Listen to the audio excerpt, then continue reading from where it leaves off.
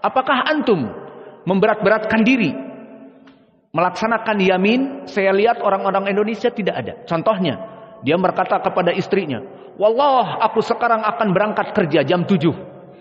Ngapain juga bersumpah? Dia akan keluar jam 7 nanti bekerja misalnya.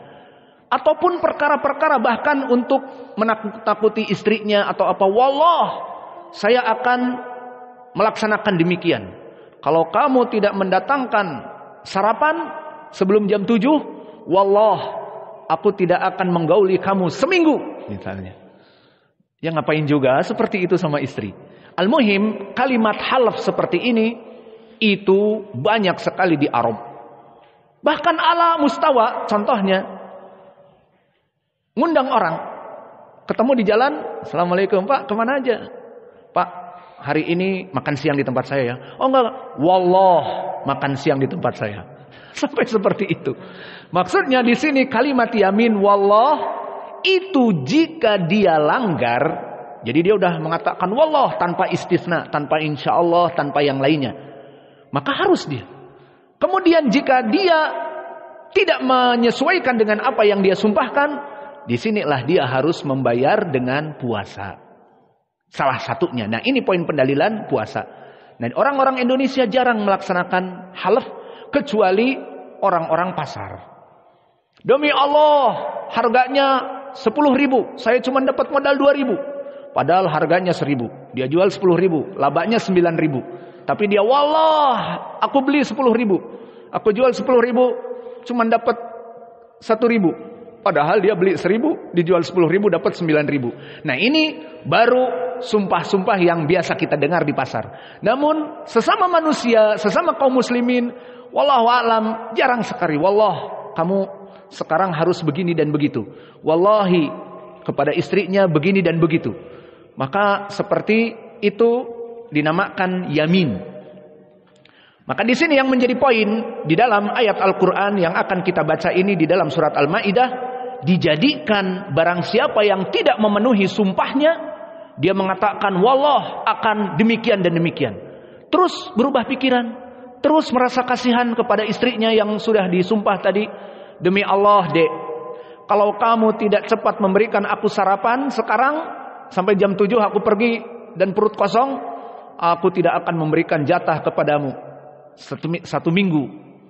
Kemudian ditunggu, udah selesai jam 7.10. Belum selesai juga itu masaknya. Bikin nasi goreng lama banget. Akhirnya udah masuk sumpah, dia pergi karena kerja. "Udah Dek, anak pergi. Udah aku sumpah tadi nggak akan berhubungan." Kemudian setelah pulang mikir, dia rindu. Nyesel dia. Tambah hari kedua lagi, tambah pusing. Hari keempat, tambah pusing. Aduh, ini mubazir ini. Pertama mubazir, kedua tidak ada stok yang lain, tidak punya pabrik lain, tidak ada di Lubuk Linggau yang kedua, di Darmasraya yang ketiga, dan seterusnya. Just number one, hanya satu. Akhirnya pusing dia, nunggu seminggu. Akhirnya, dek sini. Kenapa? Katanya seminggu. Gaya banget lu menyumpahin aneh. Sini udah. Akhirnya apa yang harus dia lakukan? Kafarah. Paham? Inilah contoh yang kita berikan. Apa Allah berfirman? Fakafaratuhu it'amu asrati masakin. Pertama, membayar 10 miskin. Jika mampu mengumpulkan 10 miskin atau membeli ampera yang 15.000, 10 biji, 150. Kalau orangnya pelit, 150 banyak sekali. Nanti coba ayat setelahnya apa? Min ausati ma tut'imun. Dari makanan yang biasa orang makan, tidak berlebihan, tidak berkekurangan. Ya nih, nasi bungkus 15.000 lah cukup, ya. Kemudian au kiswatuhum. Atau kalau tidak memberikan pakaian. Au tahriru raqabah. Kalau tidak mampu membebaskan budak. Dan di zaman sekarang tidak ada perbudakan. Ya sudah, berarti lewat. Berarti memberikan makanan 10 orang. Faman lam yajid. Fasyamu salasati ayyam. Ini puasa gratis bagi orang-orang yang pelit. Mendingan puasa gratis daripada ngeluarin 150. Maka akhirnya disebutkan oleh Allah fasyamu salasati ayyam dalika kafaratu aimanikum idza halaftum. Inilah kafarah, kalian harus membayar aiman tadi, sumpah yang kamu langgar. Jadi dia, Dek sini Dek. Akhirnya udah selesai. Tinggal hitung-hitungan dia dengan istrinya. Tat dulu Dek. Nih kita harus membayar 150 nih Dek. Uang masuk kita berapa? Akhirnya dia juga berpikir 150 besar Bang. Iya, terus gimana? Kata istrinya, ya udah puasa aja Bang. Dia langsung menimpakan kepada suaminya karena suaminya yang bersumpah. Dia nggak ada. Jadi puasanya hanya ke laki-lakinya, bukan perempuan. Oh, jadi ditanggung sendiri ini Dek. Iya, mikir lagi. Ana aja sekarang nggak sabar dengan sumpah aneh. Masih puasa 3 hari, nggak sabar juga. Udah keluarin kas 150 daripada puasa di siang hari nggak main dengan anti. Ya sudah. Akhirnya membayar. Alhasil sahidnya di sini barakallahu fikum bahwa puasa adalah ibadah yang dijadikan oleh Allah sebagai pembayar. Baik di dalam permasalahan haji dan umroh puasa 3 hari atau di dalam permasalahan sumpah.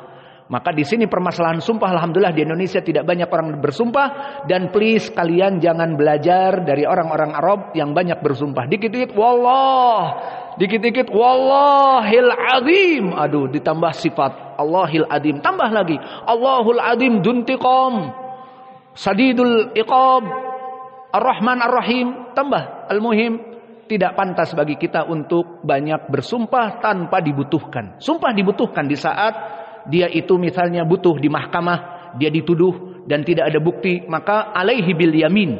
Bagi dia untuk bersumpah membela dirinya, wallah aku tidak melaksanakan demikian dan demikian. Itu dibutuhkan.